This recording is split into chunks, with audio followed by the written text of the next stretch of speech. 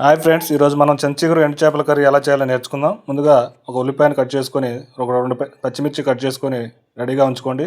ఒక ప్యాన్లో ఒక 3 టేబుల్ స్పూన్ల ఆయిల్ వేసి కట్ చేసి పెట్టుకున్న ఉల్లిపాయలు వేసి వేగనివ్వండి. ఒక ½ టీ స్పూన్ పసుపు వేసి వేడి నీళ్ళలో ఉడకబెట్టుకున్న ఎండు చేపలను వేసి ఒక 2 మినిట్స్ ఫ్రై అవ్వనివ్వండి. తర్వాత ఒక ½ టీ స్పూన్ ఉప్పు, ఒక ½ టీ స్పూన్ కారం వేసి వేగనివ్వండి.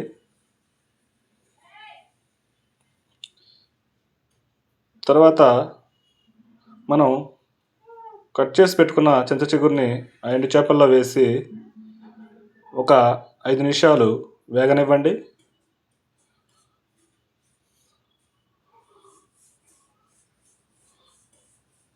తర్వాత ఒక 4 వెల్లిపాయ రెమ్మలు దంచుకొని ఆ చింతచిగురు కర్రీలో వేయండి.